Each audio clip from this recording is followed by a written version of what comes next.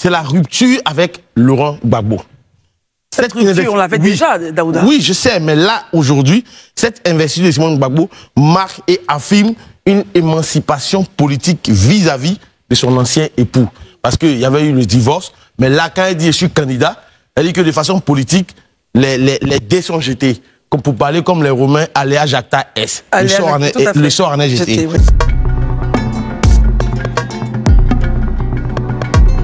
Elle dit avoir accepté donc la candidature à l'élection présidentielle proposée à elle par son parti politique, le mouvement des générations Kappa, parce qu'elle a une offre audacieuse aux Ivoiriens, celle de construire une Côte d'Ivoire totalement transformée, modernisée et prospère, dans une Afrique décomplexée, développée, équipée, incontournable, forte et respectée de tous. Ce sont les propos de Mme Simone Ehivé Gbagbo, qui est donc déclarée candidate officielle à l'élection présidentielle de 2025, octobre 2025. Aïcha Crépi, alors votre postulat, comment appréciez-vous justement cette candidature de Mme Simone Ehivé Gbagbo? Oui, c'est pas une surprise, hein. Je pense que pour beaucoup, on s'y attendait.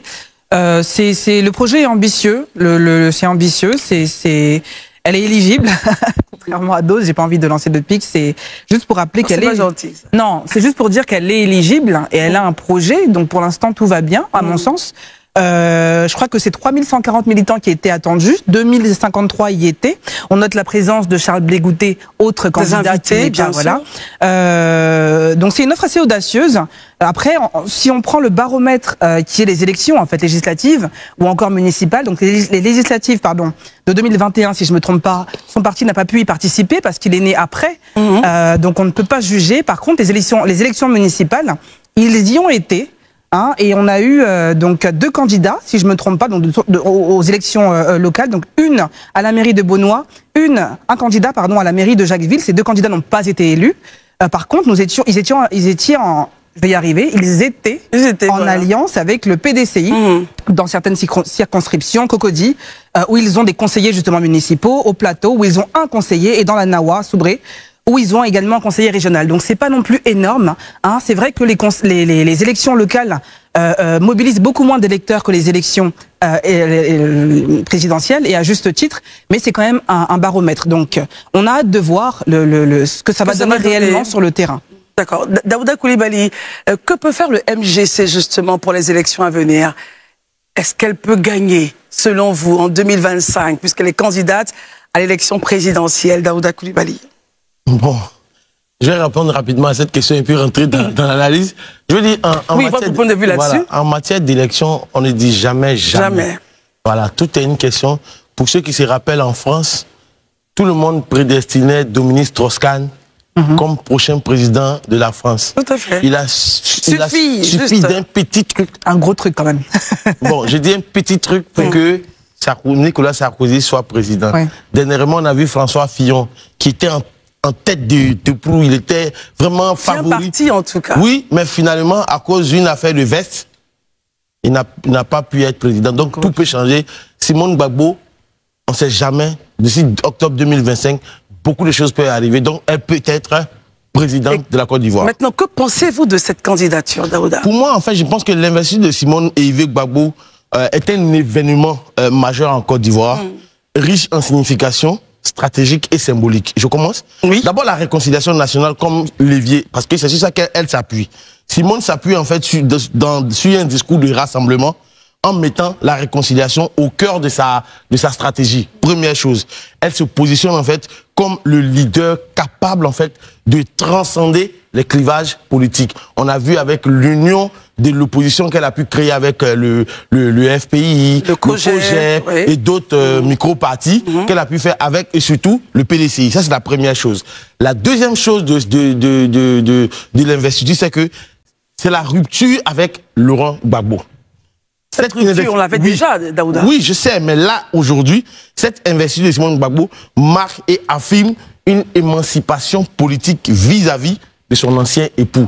Parce qu'il y avait eu le divorce, mais là, quand elle dit « je suis candidat », elle dit que de façon politique, les dés sont jetés. Comme pour parler comme les Romains, Alea Jacta S. Le sort en est jeté. Oui. Elle cherche alors ici, en fait, à incarner le renouveau tout en capitalisant sur l'héritage politique.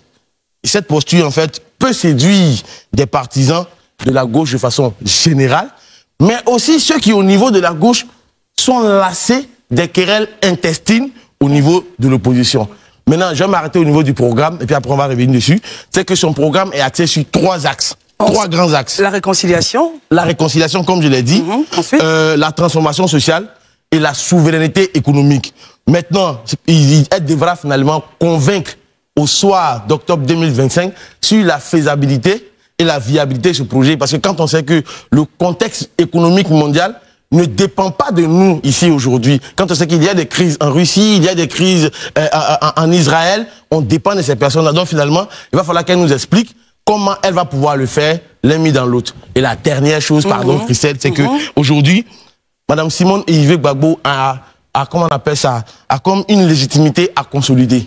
Parce que quand on a fini de dire qu'elle est ci, elle a fait ci, elle a fait ça, oui, Simone Ehivé Gbagbo, à tort ou à raison, est un personnage controversé de la politique ivoirienne.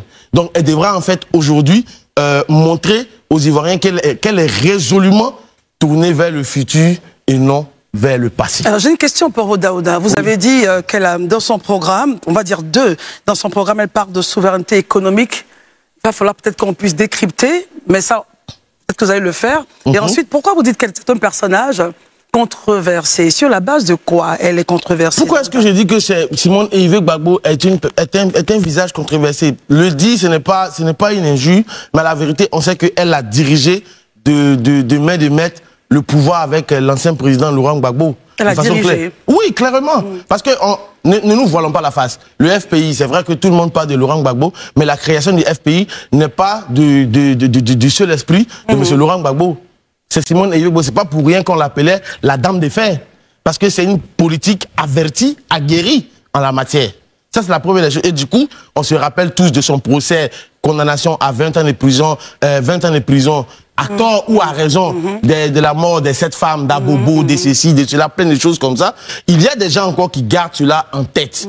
C'est pourquoi j'ai dit à tort ou à raison pour avoir une position nuancée. La deuxième question, quand vous parlez de la souveraineté économique. Quand je parle de souveraineté économique, c'est que le projet, il est ambitieux, certes mesuré, mais après, au niveau de, quand on va commencer la campagne, il va falloir expliquer dans les détails comment tu fais. Ce qu'elle veut dire par souveraineté économique, justement. Oui, mais ce que tu veux dire par souveraineté économique, parce que, est-ce que moi, pour ma part, souveraineté économique aujourd'hui, quand on sait que en matière de poisson, de riz, de quoi que ce soit, la Côte d'Ivoire vit de, comment ça a été dit, par l'industrialisation. Voilà, justement, donc du coup, c'est assez, pour moi, je veux dire, il faut qu'elle l'explique de façon claire. Mais comme on n'est pas à l'heure de la campagne pour décrypter le programme, je pense que à la fin, le MGC va décrypter le programme et on va pouvoir comprendre. Marius Komoré, justement, est-ce que vous allez dans le même sens que Daouda? C'est une candidature qui marque véritablement la rupture avec son ex-époux, politiquement, et puis votre avis justement sur cette candidature? Bon, alors, c'est d'abord une candidature pour nous qui affirme un retour significatif de cette grande dame de la scène politique ivoirienne sur l'échiquier politique ivoirien, dans la mesure où son parcours politique est établi. Il n'y a aucun débat en la matière. Elle a été même membre fondatrice du Front populaire ivoirien. Elle a dirigé le pouvoir d'État, Daouda l'a souligné, aux côtés de son ex-époux. Et puis, elle a assumé des responsabilités au plus haut niveau dans l'appareil étatique, dans l'appareil, politique qui servait d'instrument de lutte à elle-même et à son époux et un certain nombre de cadres du parti d'hier qui était le FPI. Elle a même assuré le secrétariat général de ce parti. Elle a été députée à l'Assemblée nationale et croyez-moi, c'est une femme de caractère qui a mené des combats pour la lutte en matière de genre dans ce pays. Et donc, elle est outillée, elle a quand même un background. En plus, elle est une véritable intellectuelle et une lionne de la scène politique ivoirienne. On peut tout lui reprocher, sauf que cette dame n'a pas les carrures pour présider aux destinées de cette Côte d'Ivoire qu'elle entend être... Elle n'a pas la carrure, c'est ce que vous dites? Ah si, j'ai dit, on peut tout lui reprocher, sauf qu'elle n'a pas la carrure pour prétendre diriger cette nation. Et donc, de par son expérience politique, eh bien, je pense qu'elle en a vu des vertes et des pas mûres, et l'ambition qui l'anime, qui est de donner à la Côte d'Ivoire toutes ces lettres de noblesse en termes de liberté économique, en termes de liberté politique, d'industrialisation. Ben voilà, d'industrialisation et tout ça, sont des choses qui aujourd'hui sont approuvées et est saluées par la nouvelle génération de jeunes africains et plus particulièrement de jeunes ivoiriens, y compris moi. Ah, très bien. Vous êtes apparemment convaincu, hein?